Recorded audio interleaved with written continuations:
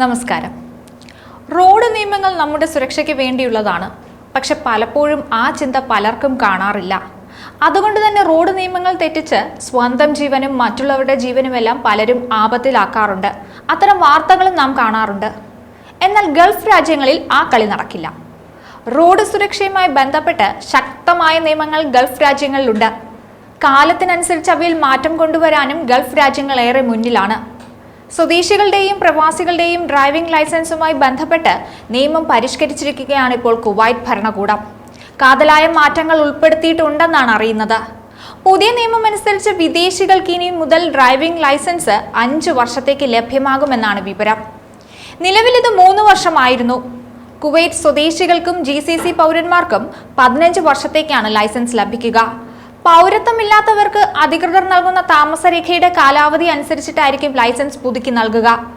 1976 ഗതാഗത നിയമത്തിലെ പ്രധാന വ്യവസ്ഥകൾ ഭേദഗതി ചെയ്ത് പുതിയ നിയമപ്രകാരം സ്വകാര്യ ലൈസൻസുകൾ ഇപ്പോൾ 7 യാത്രക്കാരെ വരെ കൊണ്ടുപോകുന്ന വാഹനങ്ങൾക്ക് ബാധകമാണ്. ഇതിൽ 2 ടണ്ണിൽ കൂടാത്ത ലോഡ് കപ്പാസിറ്റിയുള്ള ചെറിയ ട്രാൻസ്പോർട്ട് വാഹനങ്ങളും ടാക്സികളും ഉൾപ്പെടുന്നുണ്ട്. ഇത്തരം വാഹനങ്ങൾ ഓടിക്കുന്നതിനുള്ള ലൈസൻസ് പ്രവാസികൾക്ക് 5 വർഷത്തേക്കും സ്വദേശികൾക്കും GCC പൗരന്മാർക്കും 15 വർഷത്തേക്കുമാണ് കിട്ടുക. പൊതുഗതാഗതം, 8 ടണ്ണിൽ കൂടുതലുള്ള ട്രക്കുകൾ എന്നിവയുൾപ്പെടെയുള്ള ഹെവി ട്രാൻസ്പോർട്ട് വാഹനങ്ങളുടെ ഡ്രൈവർമാർക്കും അപകടകരമായ വസ്തുക്കൾ കൊണ്ടുപോകുന്ന വാഹനങ്ങൾക്കും കാറ്റഗറി A ലൈസൻസാണ് ഇനി മുതൽ നൽകുക. 7 മുതൽ 25 വരെ യാത്രക്കാരുള്ള വാഹനങ്ങൾക്കും 2 മുതൽ 8 ടൺ വരെ ലോഡ് കപ്പാസിറ്റിയുള്ള വാഹനങ്ങളും കാറ്റഗറി Bയിൽ വരും. കാറ്റഗറി B ലൈസൻസ് കൈവശമുള്ള ഡ്രൈവർമാർക്ക് കാറ്റഗറി Aയിൽപ്പെട്ട വാഹനങ്ങൾ ഓടിക്കാൻ കഴിയില്ല. ഇതിലും പ്രവാസികൾക്ക് 5 മറ്റുള്ളവർക്ക് 15 വർഷത്തേക്കാണ് ലൈസൻസ് ലഭിക്കുക. മോട്ടോർ സൈക്കിൾ ലൈസൻസുകളും 2 വിഭാഗങ്ങളായി പുനഃക്രമീകരിച്ചിട്ടുണ്ട്. കാറ്റഗറി A എല്ലാ മോട്ടോർ സൈക്കിളുകളും ഓടിക്കുന്നതിനുള്ളതാണ്. എന്നാൽ കാറ്റഗറി Bയിൽ അങ്ങനെയല്ല, വ്യത്യാസമുണ്ട്. നിയുക്ത സേവനങ്ങളിൽ മാത്രം ഉപയോഗിക്കുന്ന വാഹനങ്ങൾക്ക് ഒരു പുതിയ പ്രവർത്തന ലൈസൻസ് രീതിയും പുതിയ നിയമത്തിലുണ്ട്.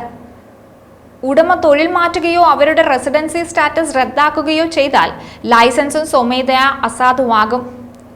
അപേക്ഷാ നടപടികളിലും ഫീസിലും ഒന്നും മാറ്റമില്ല. നേരത്തെ നൽകിയ ലൈസൻസുകൾ അവയുടെ കാലാവധി അവസാനിക്കുന്നതുവരെ സാധ്യതയുള്ളതായി തുടരും. അതിനുശേഷം അവ പുതുക്കുമ്പോഴായിരിക്കും പുതിയ നിയമങ്ങൾ ബാധകമാവുക.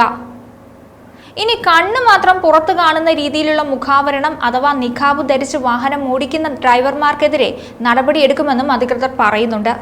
രാജ്യത്തെ ഗതാഗത നിയമപ്രകാരം വാഹനം ഓടിക്കുമ്പോൾ നിഖാബോ ബുർഖയോ ധരിക്കുന്നതിന് വിലക്ക് നിലവിലുണ്ടെന്നാണ് മന്ത്രാലയം പറഞ്ഞിരിക്കുന്നത്. വിലക്ക് ലംഘിച്ചാൽ 30 മുതൽ 50 കുവൈറ്റ് ദിനാർ വരെ പിഴ ഈടാക്കും.